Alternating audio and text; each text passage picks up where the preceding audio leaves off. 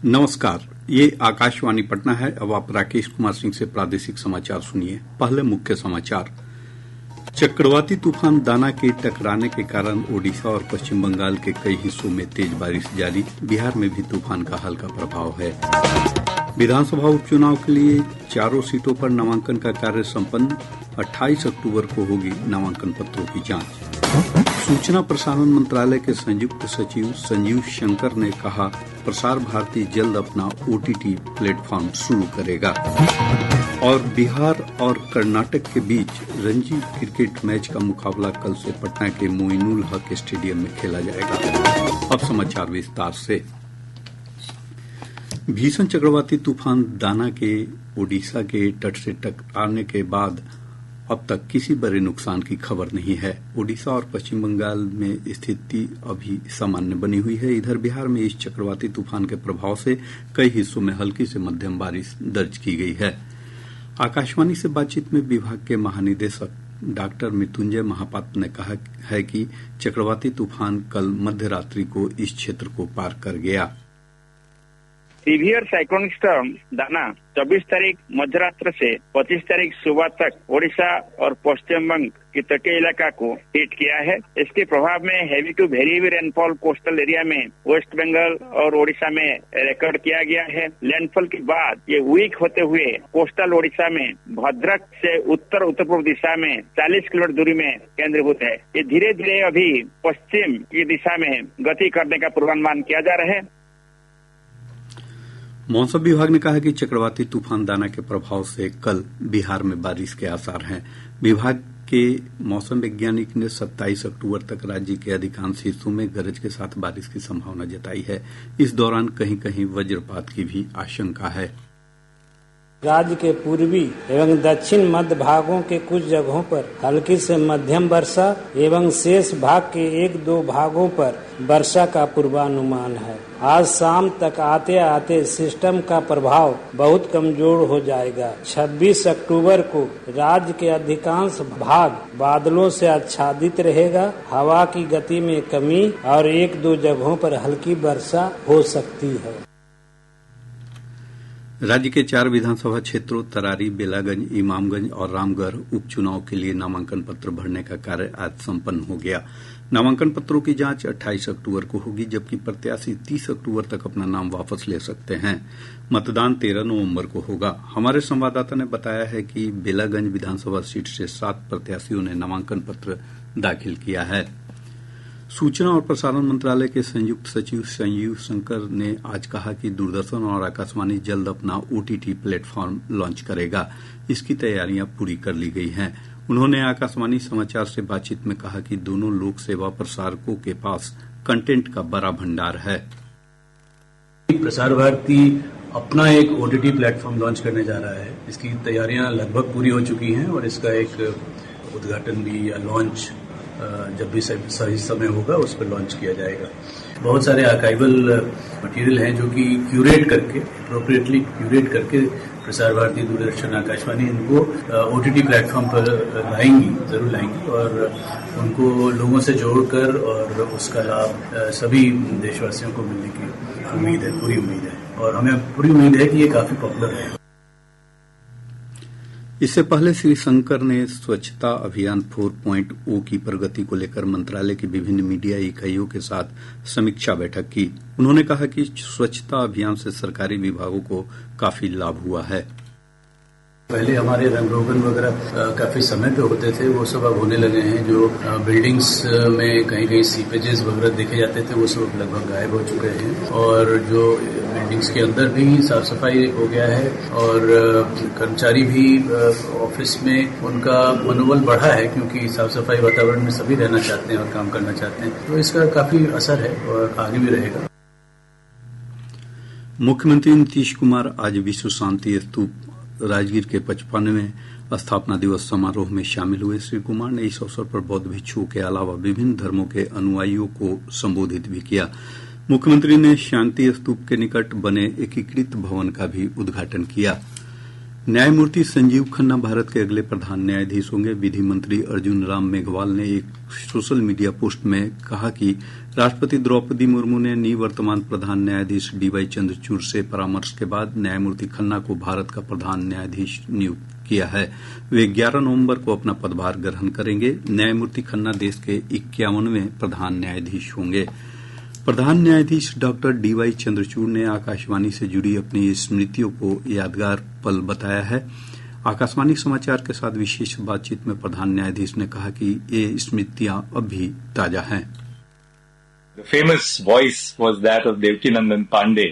In fact, he would say, in a very deeply resonating voice, he would say, "ये आकाशवाणी है, अब आप समाचार सुनिए देवकीनंदन पांडे से." And then you had this very delicate voice of Pamela Singh and Lotika Ratnam, very, very immaculate voice when they would say, "This is All India Radio, the news read by Lotika Ratnam." Bihar के राज्यपाल राजेंद्र विश्वनाथ आर्लेकर ने आज कहा कि युवाओं को पुस्तक पढ़ने की आदत डालनी चाहिए, क्योंकि पुस्तकें अच्छा मित्र और मार्गदर्शक होती हैं। उन्होंने पटना में आयोजित एक कार्यक्रम में कहा कि पुस्तकों के पढ़ने से मोबाइल की भी लत कम होगी। राज्यपाल ने कहा कि इसी आदत को बढ़ावा देने के लिए राजभवन ने आओ पुस्तक पढ़ें, पढ़े बिहार बढ़े बिहार अभियान की शुरुआत की है। केंद्र ने 21वीं पशुधन गणना के साथ पशुओं में महामारी से निपटने की तैयारियों तथा देश में पशु स्वास्थ्य सुरक्षा सुदृढ़ीकरण पर आज महामारी निधि परियोजना की शुरुआत की। मत्स्य पालन, पशुपालन और डेयरी मंत्री राजीव रंजन सिंह ने कहा कि सरकार 2030 तक देश से खुरपका और मुंहपका रोग तथा ब्रुसेलोसिस को खत्म करने के लिए प्रतिबद्ध है। उन्होंने कहा कि पशुधन जनगणना पशुधन के लिए बनाई जाने वाली नीतियों में प्रमुख भूमिका निभाएगी। श्री सिंह ने कहा कि G20 महामारी कोष परियोजना से प्राप्त धनराशि पशु चिकित्सालयों के विकास और सुधार में सहायता करेगी। प्रादेशिक समाचार आप आकाशवाणी पटना से सुन रहे हैं। ताजा समाचारों के लिए आप हमारे एक्स हैंडल AIR_News_ पटना पर जा सकते हैं। आर्थिक अपराध इकाई ने नीट पेपर लीक के मुख्य आरोपी संजीव मुखिया के सभी बैंक खातों को फ्रीज कर दिया है। साथ ही छापेमारी के दौरान जिन जमीन और मकान के कागजात मिले हैं उसकी खरीद बिक्री पर भी रोक लगा दी गई है। EOU के आधिकारिक सूत्रों ने बताया कि संजीव मुखिया की बेनामी संपत्तियों की भी जांच की जाएगी।